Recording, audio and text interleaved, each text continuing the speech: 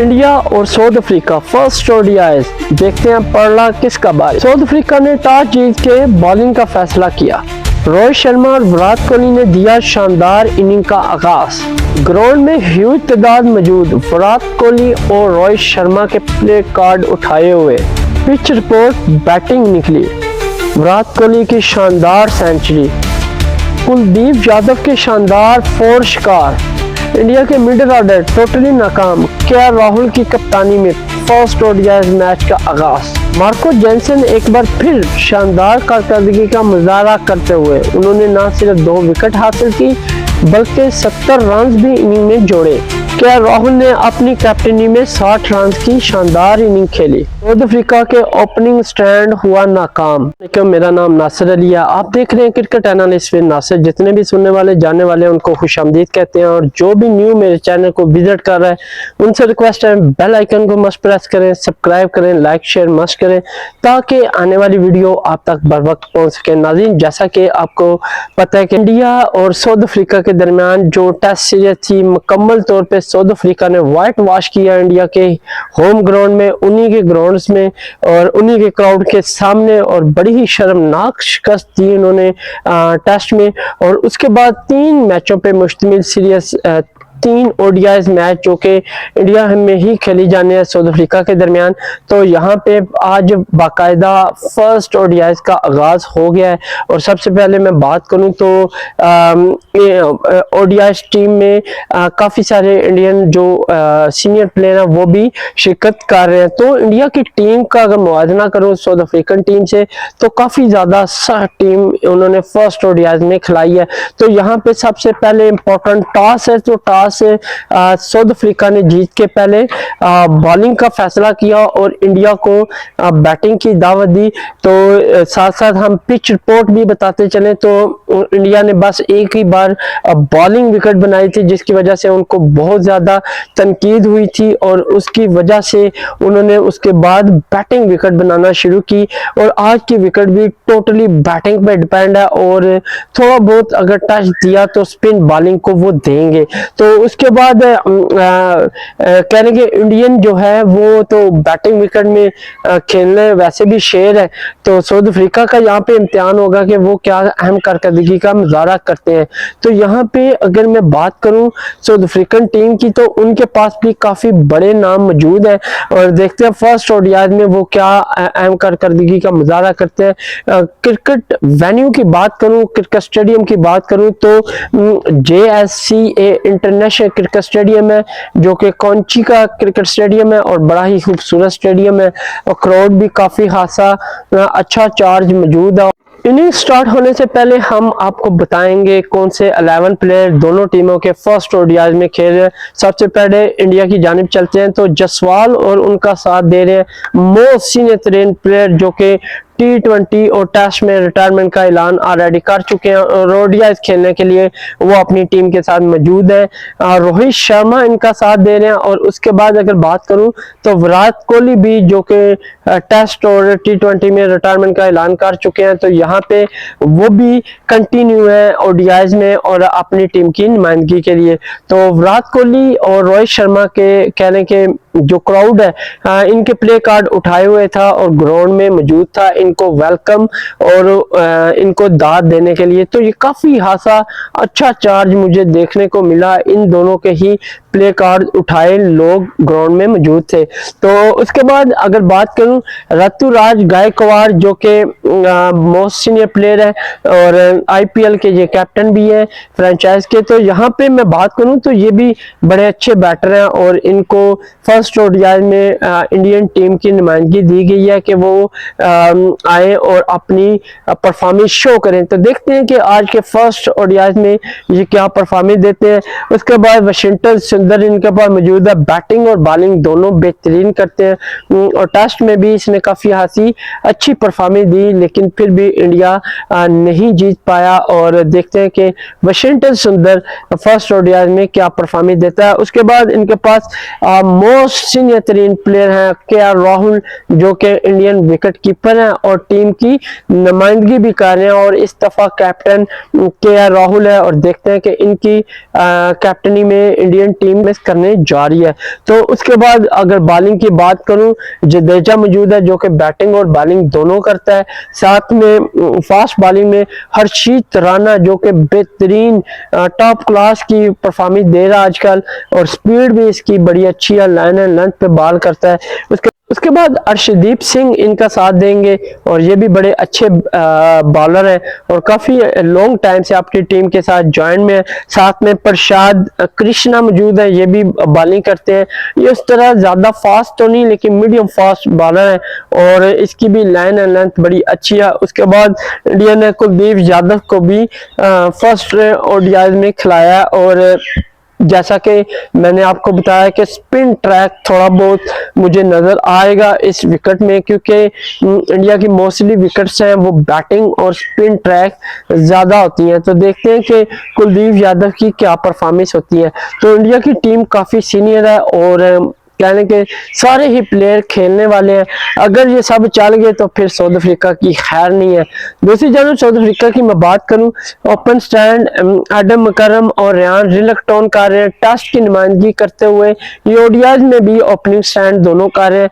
यहाँ पे मैं बताऊं तो एडम मकरम टीम की क़यादत भी कर रहे हैं, और देखते हैं इनकी क़यादत में क्या साउथ अफ्रीकन टीम ODIs में बेहतर परफॉर्म कर पाएगी या नहीं। उसके बाद इनके विकेट कीपर डी कॉक मौजूद है जिन्होंने टॉप परफॉर्मेंस दी पाकिस्तान टूर में, और यहाँ पे उन्होंने बड़े अच्छे रन किए और प्लेयर ऑफ द सीरीज भी कहलाए, क्योंकि उन्होंने बहुत ज्यादा स्कोर किया था और एक सेंचुरी स्कोर भी इन्होंने की।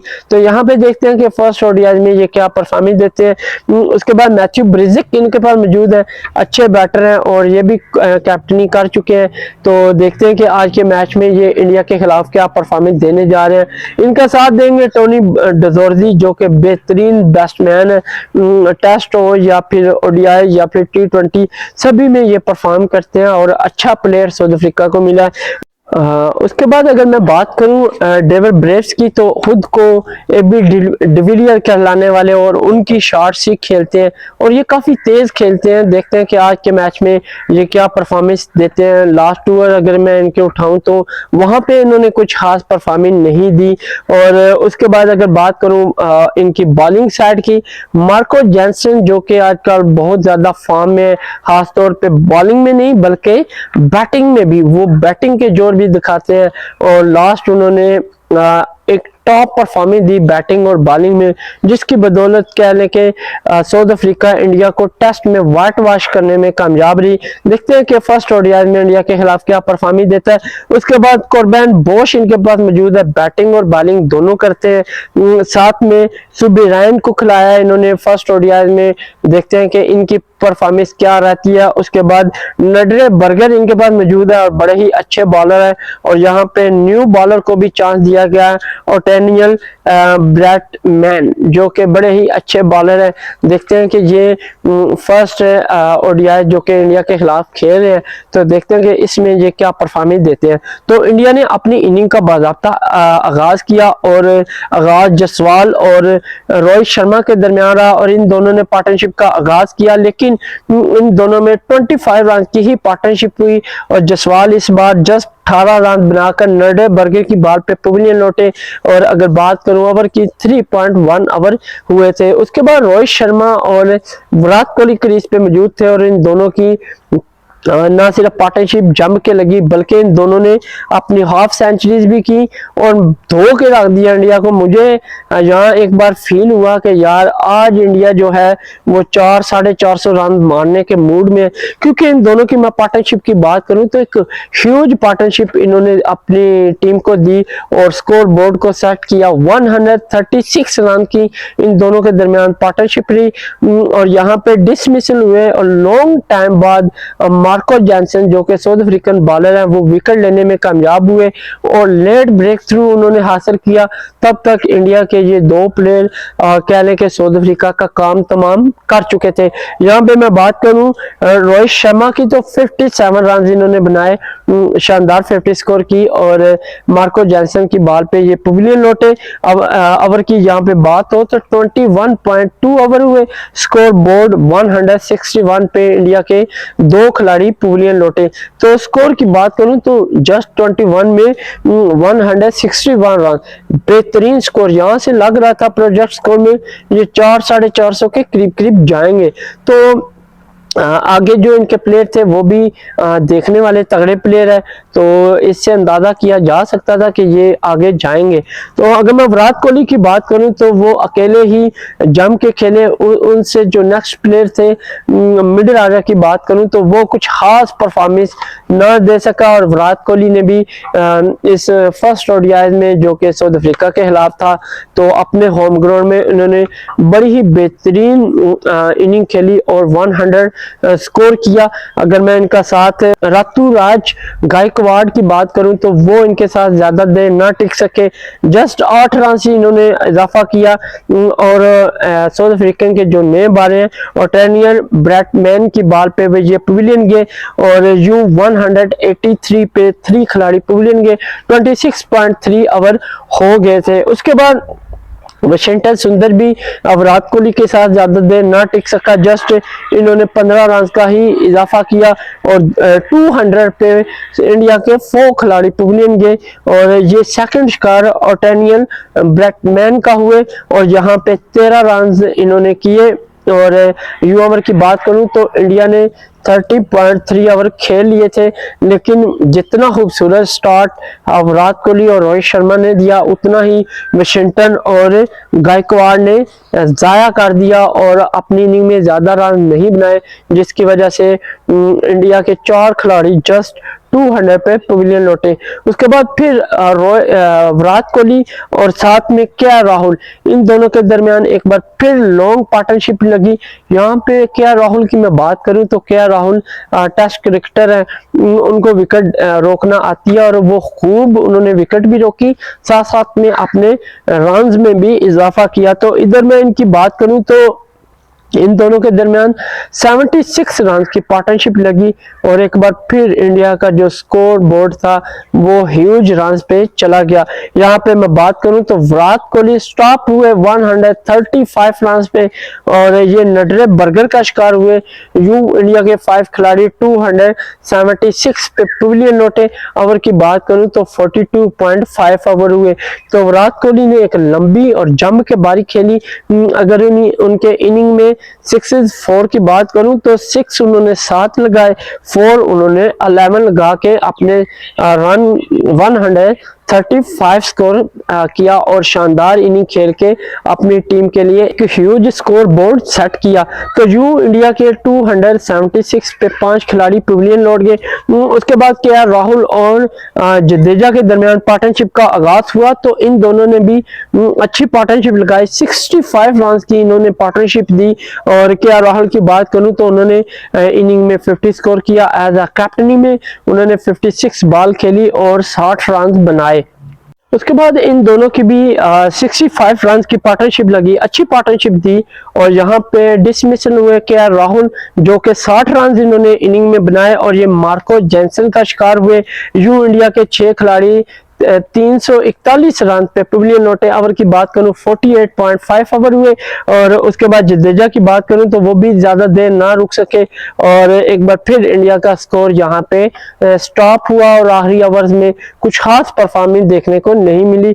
जडेजा की बात करूं तो 32 पे वो ब्रेक हुए और कॉर्बन बोश ने इनको आउट किया। यहाँ पे 49.4 ओवर में 347 रन बने इंडिया के और 7 खिलाड़ी आउट हुए। उसके बाद हर्षित राणा की बात करूं 3 रन बनाकर नॉट आउट है, साथ में अर्शदीप सिंह सिफर पे ही पवेलियन लौटे और ये सेकंड शिकार कॉर्बन बोश का हुए। अगर मैं टोटल ओवर की बात करूं तो 49.5 ओवर हुए और 347 पे इंडिया के 8 खिलाड़ी पवेलियन लौटे। उसके बाद कुलदीप यादव 0 रन बनाकर नॉट आउट है। तो यूं इंडिया ने अपनी फर्स्ट इनिंग में 50 ओवर मुकम्मल खेले और इन्होंने 50 ओवर में 349 रन का टारगेट दिया जो कि कहने के बहुत ज्यादा है। 350 स्कोर इन्होंने चेस करना है साउथ अफ्रीका ने।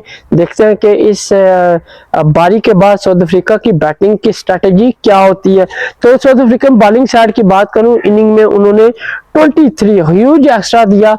और यहाँ पे विकेट की बात करूं तो नडेबर्गर 2, उसके बाद ओटेनियल ब्रैगमैन 2, मार्को जेंसन 2, कोरबैन बोश भी 2 खिलाड़ियों को आउट करने में कामयाब हुआ।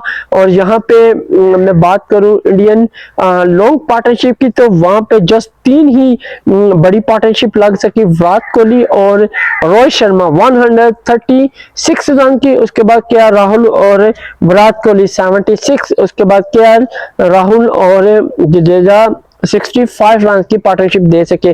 तो अच्छा स्कोर है। देखते हैं कि साउथ अफ्रीका इस बैटिंग और फ्लैट विकेट में क्या इसका ताकत कर पाएगी या नहीं। तो ब्रेक के बाद साउथ अफ्रीका ने अपनी इनिंग का आगाज किया और बिल्कुल भी नाकाम रहे ओपनिंग स्टैंड और अर्ली विकेटें गवा के पवेलियन लौट के और अपनी टीम को प्रेशराइज किया साउथ अफ्रीकन साइड से। अगर मैं ओपनिंग स्टैंड की बात करूं, एडम मकरम के साथ रेयान रिलिंगटन जो कि क्रीज पे मौजूद थे, इन दोनों के दरमियान जस्ट 7 रन ही बने। तो रेयान रिलिंगटन 0 रन बनाकर पवेलियन लौटे हर्षित राणा की बॉल पे। उसके बाद डिकॉक आए और वो भी साथ साथ ही पवेलियन लौट के कोई रन बनाए बगैर, और हर्षित राणा का ये भी शिकार हुए। बैक टू बैक हर्षित राणा ने विकेट लेके अपनी टीम को जीत के लिए एक कहने के टॉप लिस्ट में रख दिया और बड़ी ही अच्छी बॉलिंग की हर्षित राणा ने। यहाँ पे 7 पे साउथ अफ्रीका के 2 खिलाड़ी आउट हुए। ओवर की बात करूं तो 1.3 ओवर ही हुए थे और साउथ अफ्रीका के 2 मेजर प्लेयर जो कि रेयान रिलिंगटन, डिकॉक पवेलियन लौटे। उसके बाद एडम मकरम और मैथ्यू ब्रेजेक के दरमियान पार्टनरशिप का आगाज हुआ, लेकिन मकरम भी कुछ खास इजाफा नहीं कर सके इनिंग में। वो 7 रन बनाकर अर्शदीप सिंह का शिकार हुए। यूं 11 पे 3 खिलाड़ी साउथ अफ्रीका के पवेलियन लौटे और 4.4 ओवर हो गए थे। तो साउथ अफ्रीका काफी मुश्किलात का शिकार थी और काफी देर बाद जाके कहने के मैथ्यू ब्रेजिक और टोनी डिजोर्जी इन दोनों के दरमियान पार्टनरशिप का आगाज हुआ और इन दोनों ने कहने के अपनी पार्टनरशिप को बड़े ही अच्छे अंदाज से आगे बढ़ाने की कोशिश की, लेकिन जस्ट कहने के 60 या 59 रन का ही इजाफा किया। और यहाँ पे टोनी डिजोर्जी 39 रन बनाकर पवेलियन लौटे कुलदीप यादव की बॉल पे और उन्होंने इनिंग में पहला शिकार किया। U77 पे साउथ अफ्रीका के 4 खिलाड़ी जो टॉप लिस्ट के 4 हैं वो पवेलियन लौट गए जिन्होंने मैच विनिंग बनाना था। लेकिन उसके बाद मैथ्यू ब्रेजिक और डेविड ब्रेव्स के दरमियान पार्टनरशिप का आगाज हुआ और इन दोनों ने काफी ज्यादा मुजामत की इंडियन बॉलर के साथ। और यहाँ पे इनकी बात करूं तो तकरीबन इन्होंने 25 प्लस स्कोर ही किया। तो डेविड ब्रेव्स जो कि काफी तेज खेलते हैं और यहाँ पे भी देखने को मिला कि वो काफी तेज खेले हैं। तो इधर 37 रन बनाकर डेविड ब्रेव्स 5 शिकार हुए इंडियन बॉलर का। और बात करूं तो ये हर्षित राणा ने इनको पवेलियन भेजा। यूं हर्षित अपनी इनिंग में 3 खिलाड़ियों को आउट करने में कामयाब हुए। अगर मैं बात करूं तो 130 पे साउथ अफ्रीका के 5 खिलाड़ी पवेलियन गए। Over 21.4 over the. तो यहाँ पे दोनों टीमों की ओवर के साथ मुवाजना करूं तो इंडिया 60 कहने के 30 रन के साथ अप था, क्योंकि इंडिया का 21.1 ओवर में 160 प्लस स्कोर था और साउथ अफ्रीका का जो है 130 पे 5 खिलाड़ी। तो विकेट से भी साउथ अफ्रीका आ गया और लो स्कोर से भी साउथ अफ्रीका आ गया। तो साउथ अफ्रीका को अब जम के खेलना होगा क्योंकि इनके पास आखिरी ही बैट्समैन है, वो था मैथ्यू ब्रेजिक और मार्को जेंसन। मार्को जेंसन की मैं बात करूं तो वो भी बैटिंग काफी खासी अच्छी कर लेते हैं, जिसकी वजह से साउथ अफ्रीका को एज हासिल है कि वो एक लंबी बारी खेलेंगे। तो जैसे उन्होंने तवक्को की वैसे ही उनको रिजल्ट मिला। अगर अगर इन दोनों की बात करूं तो बेहतरीन पार्टनरशिप थी और अपने स्कोर बोर्ड को 227 तक ले गए और इन्होंने 130 से स्टार्ट किया। तो यहाँ पे मार्को जैनसन की बात करूं तो उन्होंने इनिंग में 50 स्कोर करके अपनी टीम के लिए खूब फाइट की, लेकिन वो इस फाइट को सक्सेसफुल ना बना सके और 70 पे डेर हुए। कुलदीप यादव का ये शिकार हुए सेकंड और यूं इंडिया 6 खिलाड़ियों को आउट करने में कामयाब रहे 227 रन पे और 33.1 ओवर हो चुके थे। अगर मैं जॉनसन की बात करूं तो 4 उन्होंने 8 लगाए और 6 उन्होंने 3 लगा के अपनी टीम के लिए अहम कारकर्दगी का मुजाहरा किया, लेकिन वो मैच को फिनिश नहीं कर पाए और रन्स को काफी क्लोज अलबत्ता वो लेकर आए हैं।